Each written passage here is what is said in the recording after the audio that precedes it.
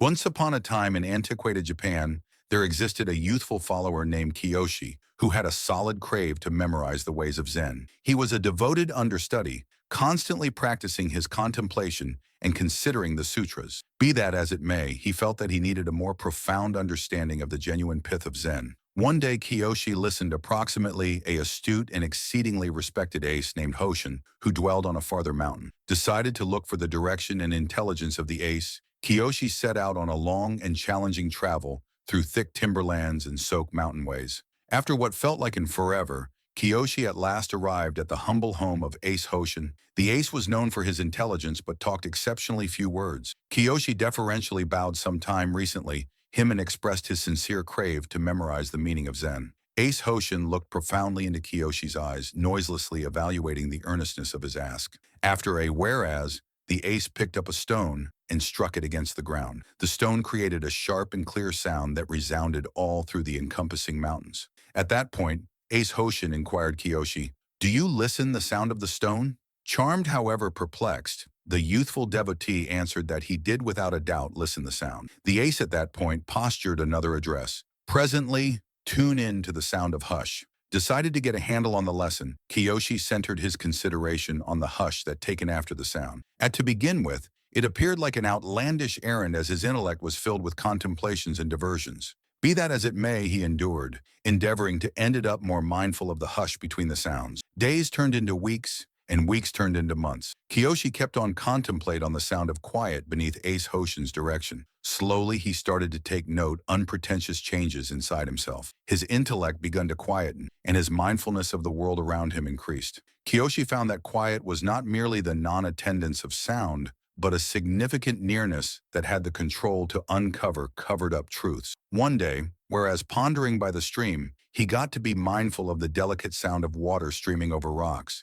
He tuned in eagerness to the symphony of nature, and within the spaces between the notes, he heard the sound of quiet. It was as in the event that the whole universe was whispering its intelligence to him, and he felt a profound sense of peace and tranquility. Proceeding his training with Ace Hoshin, Kiyoshi learned to grasp the control of quiet in each perspective of his life. He found that when he genuinely tuned in, the hush would direct him, advertising experiences and clarity that he might not discover somewhere else. As the long time passed, Kiyoshi's notoriety as a shrewd and compassionate instructor spread all through the arrive. Individuals from all strolls of life looked for his guide and direction. He frequently shared the story of his possessed travel to illumination and the transformative control of quiet that had formed his life. One day, an affluent dealer named Kenji arrived at Kiyoshi's doorstep, looking for offer assistance in settling a debate between his two children. The brothers had developed far off and resentful due to a difference over the family commerce. Kiyoshi welcomed the dealer and his children to connect him in contemplation by the stream. As they sat in hush,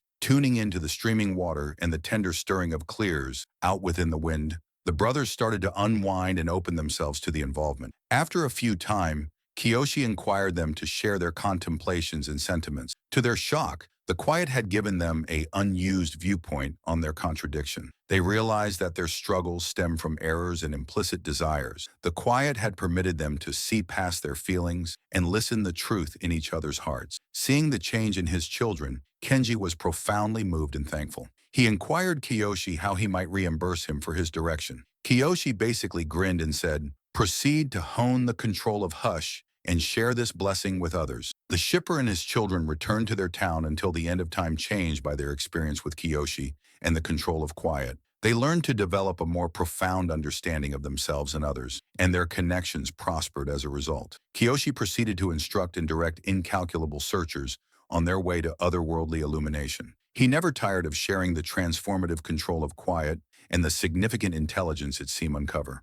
A long time afterward, as Kiyoshi lay on his deathbed, his followers assembled around him, seeking one last lesson from their cherished ace. With a powerless, however serene grin, Kiyoshi whispered, "Tune in to the sound of quiet, and you may listen the shrewdness of the universe." And with that, the awesome educator closed his eyes and took his final breath, taking off behind a bequest of intelligence and kindness that would rouse eras to come. The story of Kiyoshi and the control of quiet serves as an update that genuine intelligence and understanding frequently dwell within the spaces between the commotion and diversions of our everyday lives. By grasping the control of quiet, We open ourselves to the plausibility of development, change, and a more profound association to the world around us. Thank you for joining us on this travel into the control of quiet.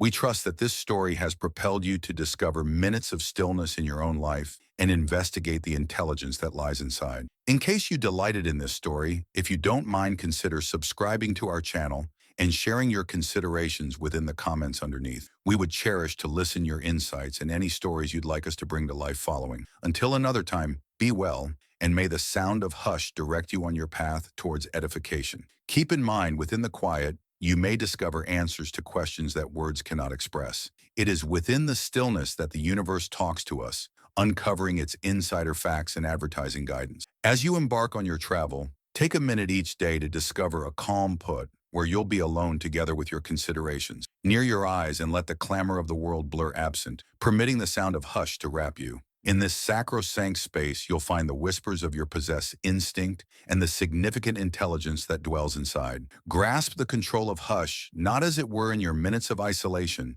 but too in your intelligence with others. Tune in profoundly to their words, but to pay consideration to the implicit messages passed on through their quiet. Frequently, it is within the delays and the implied that the genuine meaning lies. Let the control of hush direct you in your connection, instructing you the craftsmanship of dynamic tuning in and sympathy. By truly hearing others, you'll be able to cultivate more profound associations and understanding. Remember, sometimes the foremost significant discussions happen without words. Within the hustle and haste of life, it is simple to induce misplaced within the clamor and diversions. But by grasping the power of hush, you'll discover minutes of clarity and peace amidst the chaos. Permit yourself to detach from the steady stream of data and look for comfort within the stillness. As you proceed on your travel, keep in mind that the control of quiet isn't almost dodging clamor or closing out the world. It is approximately finding a just and making space for reflection and reflection. Through hush, you'll develop a more profound association to yourself and the world around you. So take a profound breath